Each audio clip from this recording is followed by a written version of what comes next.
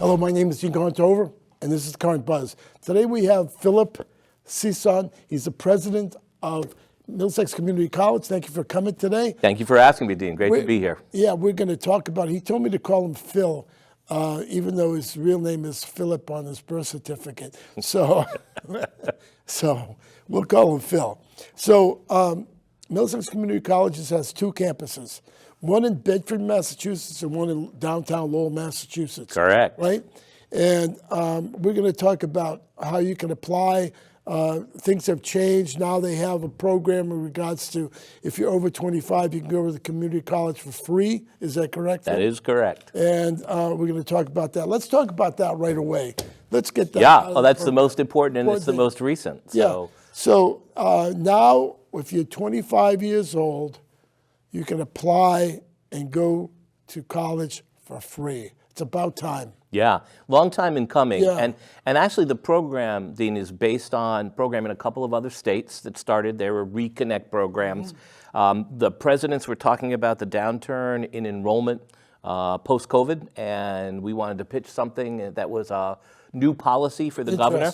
So the governor really loved the idea from a workforce perspective. Right. There are about 750,000 people across the state that are walking around with credits and no credential. They didn't finish. They didn't finish a certificate, they didn't finish an associate's degree, they didn't finish a bachelor's degree. So this program is about getting folks who either never thought about college or never attended, or people who went and were unsuccessful who are over the age of 25. And it's a last dollar program. And what that means is, in order to do it, you must apply for financial aid. Doesn't matter whether your family makes $10 or $10 million. It is designed to be a last dollar program. You apply for financial aid, and our institution can help you with that process. It's complicated. The FAFSA application? The FAFSA actually, and they've just changed it. The federal government has just changed it, so we're going through a few bumps and grinds with that.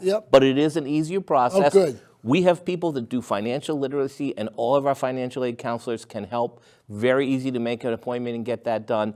You complete the FAFSA, and then we go through a process of packaging it, much like private schools do. So we'll give you federal aid. We try and take care of that through Pell Grants. We'll give you Mass Grant Plus. The governor has just invested a lot of money in financial aid. So even those two things together, community college could be free for a lot of people who actually fit a certain eligibility requirement. But then take into effect the Mass Reconnect dollars, so then we can take care of the rest of the bill for the individual who doesn't get any money from the federal government, any money from the state. This money assists them, pays for tuition, fees, books, and supplies. It's never too late to start college. My mother started college when she was 60. So if you're 50 and you want to go back to college, there's a possibility of that. If you're 70, if you're 80. In fact, the person who, last commencement, the youngest person that crossed our stage to get a degree was 14. The oldest person was 84, like your mom, somebody who decided to go back because they were interested in liberal arts. And some of the best students are those students. So it's a multi-generational classroom. So you told me the average age is 28 years old. That is indeed, yeah. That's pretty impressive. I'm really impressed by that. You know, well, we serve adults in a very different way, and that's the mission of a community college. Is we take anybody wherever they are to get them to the next level of what they need to do. The under 25, is that just for night school or day school or both? Doesn't matter. Online, any mode that you choose to take your courses still gets you towards a degree. So it's all credit-bearing courses towards a certificate or associate's degree. The only people who are not eligible is if you've already completed an associate's degree, you cannot go back. But if you have a certificate, you can go back. Oh, okay. Yeah. That's too bad. You know, I wanted an associate's in business. So. You know, if you have advanced degrees and you already done that, then you won't be able to take care of it. Oh, that's too bad. I was thinking of going for business just for the heck of it. You okay, know? Yeah. Well, it's always fun to go back to school. I mean, you still could take courses. Of course you can, and at a discounted rate. Yeah. For seniors to be able to do that, so absolutely. So how much is it now, of course? I hate to ask you these Ooh, questions. no, you can ask those questions because the state is really stepping up recently to support public higher education. It's not something that Massachusetts has been known for. Well, no, it was in regards to the 60s and 70s. Oh, It yeah, was- well, it was that's when reasonable. community colleges Yeah. started, right? But then the downturn has changed. But especially in Massachusetts, there are so many privates that are around that public education is really not at the forefront. But it's about $252 a credit. So you can put that together. It's well over $750 to take a course. So, Oh, that's good. well, that's why Mass Reconnect and financial aid, because of those costs, people are often surprised that they're eligible for something. So people who are middle income families with multiple children, they may very well be eligible to go back to school and to get some of that aid. Good, good. You've been here since 2021 as president? As president, I came to the college in 2010 Okay. as the provost and vice president for academic and student affairs. And I came to work with specifically our third president, Carol Cowan, who was at the college for many, many years. Was the initial, she started, or she was there from 1970 on? Correct. Well, she was the third president. There were a couple before her, a is that brief right? period of Oh, time okay. because the college is 53 years old. But Carol is an amazing administrator, and I wanted an opportunity to work with her. And so I left my position at Cape Cod Community College and came to Middlesex in 2010. How do you do it from Lowell campus to Bedford campus? How do you do it? Well, we all carry these devices now, yeah, which yeah. keep me immediately connected to everything. Right. So much of my work is fundraising, working with politicians to make sure that we're advocating for the best kind of treatment for both of those campuses. But I spend time, I balance out my time. So does all of my senior team on both of the campuses. So I have an office in both campuses, and as I said earlier to you, like I spend most of my time working out of my car or if in a public event, so our office is anywhere these days. So. Yeah, that's true. That's true. I saw famous people that graduated from Middlesex, and Representative Mong, Ratty Mom, Mary Mom. Representative of Vanna Howard as well. Oh, is is that an right? alum, actually a distinguished alum. Oh. She spoke at commencement a couple of years ago. So yeah, we have a number of people who are in the State House who actually, and it's interesting because they really were groundbreaking in terms of their representation of the Cambodian community. But yeah, they all started with their degree at Middlesex. Oh, good. That's good. So I go to Middlesex for 2 years. I get an associate's degree. What's that get me? Or should I go for my 4 years degree? And what's the percentage of people going from 2 to 4 out of Middlesex? You absolutely should continue. We encourage a lot of people. We have programs that put people right into the workforce, whether it's a certificate or associate's degree. But even those folks may have to eventually go back to school at some point. So we encourage transfer. We have a great transfer working relationship with about 53 different institutions. Oh, wow. Public and private. Oh, wow. So through mass transfer, all your credits transfer to get into your academic that's program good. of choice. That's very good. Yeah. Because sometimes you could take a course and it's not accepted. Yeah. And you're short. There's a lot of policy in the state of Massachusetts, so we've made real progress so that that doesn't happen anymore. We've also done a lot of bridge programs, especially for students of color, to get into engineering and make sure that their transition is smooth to the university. UMass Lowell is our #1 transfer institution. Well, that's understandable. Yeah, we are the #1 dyad, community college and four-year institution partners in transfer in the state. So a significant number, over 62% of our folks transfer at some point, maybe not directly upon graduation. Some of them have to work, but those folks will transfer. And the State University is a great opportunity. UMass Lowell is a great partner with. No, it is a good institution. I agree. Another thing I want to ask you is this, right? You have students coming out and they're in the dental program. It's a 2-year program, right? Right?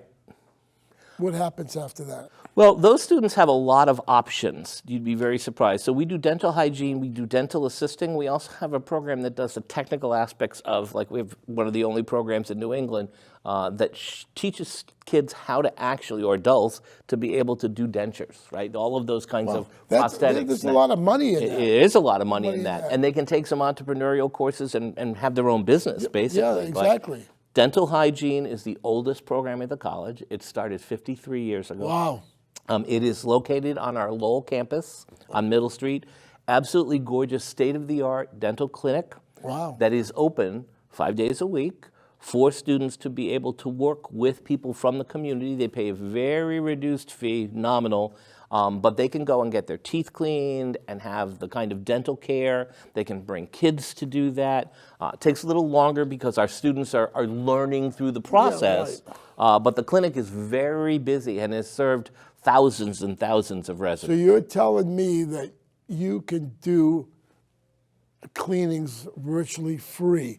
We're talking, Correct. what's the minimum? $10, $20? That's it. That's it? That's it. You're going to have to invest a little bit of extra time, All right, that's fine. but And park in the garage, don't park in the parking meter. that's right. You know, That's right. if Very it's easy to gonna go over the be- garage, get Yeah. it validated, come Yeah. into the clinic. Oh, you get it validated. Yep, Okay, yeah. we'll even pay for your parking. Yeah, that works okay, out wow, pretty well. that's interesting. But the clinic is really the way that all of our dental hygiene and dental assisting students, they get their clinical hours through that registered clinic. And so it's very important for us and for our students to be able to meet with the public, have cultural sensitivity, understand how to treat kids and adults and seniors, all age groups. Great to see the clinic very, very busy post-COVID when people started coming back out again. It's one of the few centers that really reopened with a lot of traffic right after COVID. I'm going to tell you, when I was in elementary school in New York, it was a brand new school. We had a dental chair in our building, and they took care of the people. Now, whether the dentist came in pro bono, I don't know. I presume that was the case. Yeah. You know, you have to volunteer sometime. That's right. But I was like, when I tell people that, they don't believe me, but there was a dental chair. That's amazing to have that kind of opportunity in an elementary school, and now to create and replicate the clinic environment in a school is a little more complicated, but I think that's amazing that happened at your school. Well, they give haircuts in low That's right. schools. Now, if they're going to give haircuts, why can't you have your kids cleaning the children's teeth in the school system, Well- where they won't miss class as much? Yeah. What ends up happening is clinic hours for these programs are highly regulated by accrediting bodies. I see. And so Okay. therefore, it has to be the latest equipment in the clinic that's been supervised and identified as an appropriate site. I So see. not every site. It's not like we can just pick up our dental tools, pop in. And in fact, that was a conversation when the migrant families have been in multiple cities because they're trying to get dental care for some of the kids that have Right. come through in that process. And we've tried to explain that there are certain things we can do. We can do dental education. We can teach kids how to brush teeth. We can do the basics, how to floss. But in terms of an actual checkup and all that, that has to be done according to clinic hours I in a see. registered Okay. clinic. I mean, you've explained it. Accreditors, no. I mean, it's a highly accredited program. It's one of our top programs at the college.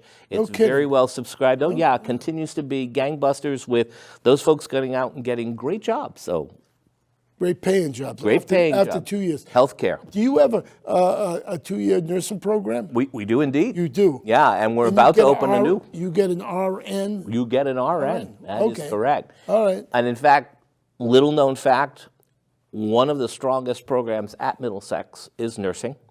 For the last couple of years now, they've changed the nursing requirements that not only do you have to complete all these courses and clinical rotations, but you have to pass the NCLEX, which is a national test. Right. That's very difficult. You go to Middlesex, you're going to get an excellent nursing education, and the last 2 years, 100% pass rate on the NCLEX. No Almost kidding. unheard of. Yeah. You're kidding me. Nope. Because I've heard that it's very difficult. to Very pass. difficult. Well, I think the faculty have done a really nice job of aligning the curriculum with what the test, not teaching to the test, I but see. aligning the curriculum with it. And we've got great teachers in nursing. In fact, some of our teachers used to be former students at Middlesex. We've been able to sort of grow our own and bring people back.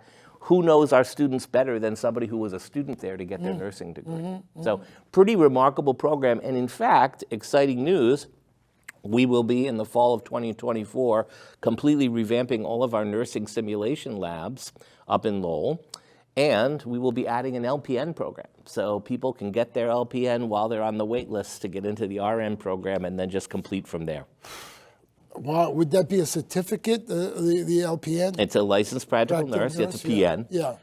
And then that advances them into the RN program. And then essentially we have a lot of transfer institutions where a student can go and do 1 year of academic work and complete their baccalaureate degree for nursing in private institutions. Yeah, it's pretty amazing. You can move through, and we have a lot of folks that go back and do nursing education. I They go might back as even faculty. do that. I might go back. There you and do go. nursing. Well, you have to take anatomy and physiology. You got a lot of chemistry. I don't know, a lot of dissection.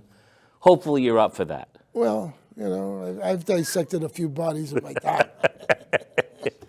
Yeah, I mean, that's the whole thing. You have to have, you have to see blood or see things that you may not enjoy, and it may not be for you. Yeah. Well, and let's face it.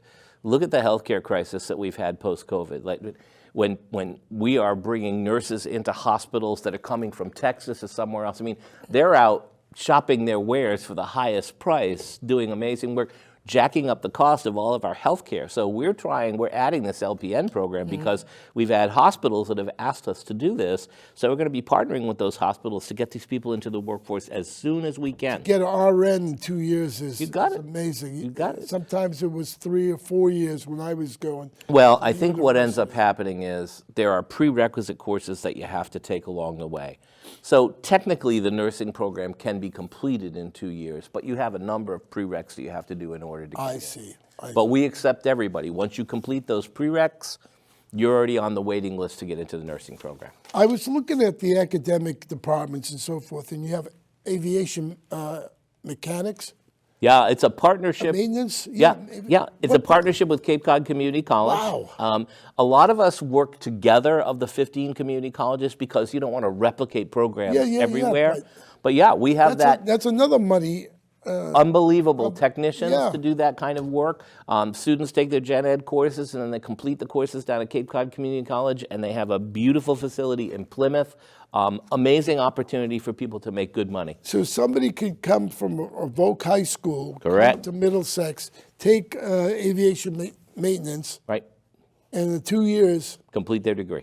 complete the degree, and they're probably begging for them. They are. And those folks are making good salaries for sure, Yeah. because those technicians are trained very specifically, and of course it's all accredited. It's about the accreditation process to make sure that the curriculum aligns with what the industry needs. What do you do for the veterans? You have a Veterans Resource Office. Oh, yeah. How many veterans do you have? Oh, we have well over 300 veterans that are on both of our campuses. I mean, it's those who are declared. Veterans need to come to us and identify that they are vets, and then we have a complete support system. We work with advising to make sure that we work with the VA to make sure that they have all their benefits. They have to take a minimum number of courses and register for those, and they have to stay in good standing, obviously. But there's tremendous support. So both in Bedford and in Lowell, there's a Veterans Center for veterans to be able to sort of meet together, do support groups. We've done a lot of work around mental health issues with vets to try and make sure that they can stay on track. It's very challenging when you've been out of school and you have issues where you've been in combat and have PTSD, trying to get married, right? Or all those things. Yeah, all those things. Yeah. But vets specifically come with some challenges of what they've seen and what they've heard and what they are dealing with in reentry into the society that is not a society at war. And so they are really treated with excellent care, and we have all those support systems for them on both campuses. Oh, that's good to hear. Okay. And they do well. They do well. Okay, they do well. And they transfer and go on to get the other degrees at a baccalaureate level. So I'm talking to Phil. He's the president of Middlesex Community College, and we're catching up on certain things that are happening in the community college. So I thank you for coming. But a couple of more questions in regards to, you went to Rhode Island College, you got your bachelor's degree there, you got your doctorate degree from UMass Boston. Is that correct? yeah, I went to UMass Boston. I did not complete my doctorate on what they call ABD, all but dissertation. Oh, okay. Oh, yeah. Well, that's important. All right. So real quick, I have 5 minutes. What happens? Oh, I forgot to talk about the high schools. Let's talk about the high schools. let's There's talk- a lot to talk about. Yeah, I know. So there's two populations that are growing at the college. One is that Mass Reconnect over the age of 25 adults, but we have the largest concurrent and dual enrollment program with the high schools in the entire state. So what- 28 partner high schools. You're kidding me. No. And I know Chelmsford High School. Chelmsford High School is one of our greatest partners. Oh, no kidding. Students starting in their sophomore, junior, and senior year can take Middlesex Community College courses and have them Right. transcripted. Not only that, the student can choose, do they want to come to Middlesex afterwards? Those credits are fully portable. They will go anywhere. They'll go to Harvard, they'll go to University of kidding. Texas, they'll go So you knock off English Literature 101. You can knock off, many of our students are yeah, doing up to basic. 15, 16, Yeah. a whole semester or a year saving dollars Wow. right away. Yeah, so the sooner that the student in their junior and senior year makes this determination. Sometimes students are coming directly onto our campus because that's where the courses are. Sometimes they're staying there right through the part of their high school schedule, and we're working with those high school teachers to award that credit. A little bit like AP, but a better deal in essence. Yeah, I agree. Do they have to pay? Is it the families? Depends have to pay? on each school system. Oh, okay. So some school systems pay for that out of the central office. Oh. Some parents are paying it out of pocket, but it's half the tuition that we charge Wow. for other students. Wow. See, when my daughter was going to Chelmsford High School, she didn't have that. No, I know. So it's implemented recently in the, Yeah. in the last 5, 6 Actually, pre-COVID. I'm going to or tell you, post-COVID? probably in the last 8 years we've been doing this work, but the intensity with early college, which is a state program to really move students through 12 credits and tackle them getting into an actual pathway, that's really burgeoning in terms of what's happening in our work. But yeah, you can be a student at Chelmsford High School, walk away with 12, 15 credits and have one semester under your belt Wow, that's not bad. and saving parents saving- thousands of dollars. Especially if you're going to go to Harvard. That's for sure. Yeah. Or anywhere you're Anyway, going to go. yeah, exactly. Board of Trustees, right? Yes. Are they your bosses? Is that? Yeah, technically, I mean, in essence, they hire the president, they supervise the actual work of the college. I mean, they delegate a lot of authority to the president, obviously, because they can't run the institution on a Right. day-to-day basis. But I have an amazing board of trustees, and they're all volunteers. And they come from, some of them are alums, some of them are interested parties, some of them have worked in higher ed in a 4-year institution, some of them are just local citizens who really want to contribute and give Like back. myself. Yeah, and they're all completely voluntary. They have regular meetings, they hear about what's happening in the college, and they give me good advice about, and if we're going to work in a major new area, we talk with them about it. So they're a sounding board for the president and the college to really make sure that we're serving the community in the way that we should be. You have a new theater. I have 2 minutes. Oh, yeah. You have a new theater. Let's talk about that real Gorgeous new theater, the Nancy Donahue and Family Academic Arts Center. We call it the Academic Arts Center because it's got a theater, it's got a dance recital hall, and it's got a concert hall all Wow. in it. It's Oh, a wow. gorgeous facility. Yeah. People should come on down and Where come is see it? one of our. Wait. It's in Lowell. Okay. It's in the old train depot. I know where it is. Renovated the building, $26 million building, absolutely stunning. And by the way, we have a new partnership with Merrimack Repertory Theater. We're doing children's theater. Oh, wow. So the buses pull up, the students come out, and they're seeing Red from Little Red Riding Hood, an adaptation. So this is a new partnership with MRT that we're really excited about to get students really young exposed to theater. MRT is still at the auditorium, Lowell Auditorium? Correct. Okay, they have. Correct. Is there any plans for them to move into yours? No, but our partnership has allowed this particular area to use our academic arts center and for us to expose hundreds of kids over the last 3 weeks have come through and seen Red. Live theater. Yeah. The best quote that you'll get, kid on the way out was so excited, loved it. There's a lot of talk back with the actors, et cetera, at the end. Kid turned and said, that was the best movie I ever saw. Right? Because that's all they know. He's never seen live theater before. Yeah. So really exciting opportunity for us to partner and get kids really connected and thinking about live theater. So is that a major theater? Oh, yes, it is. Yeah, and technical theater. So we do lighting and sound production, all of those aspects. It's a beautiful theater, and that It becomes is beautiful. I've been- it's an opportunity for our students to actually work on productions in a real theater. Wow. Anything new that's coming up? I have a minute. Yeah, there's a report that the community college presidents have done for the Speaker of the House called Free Community College. I'm sure it will be rather controversial in some fronts, but worked on after we did the Mass Reconnect. The Speaker of the House has been very interested in seeing how we can take care of all students from 17 to 25 who don't have mass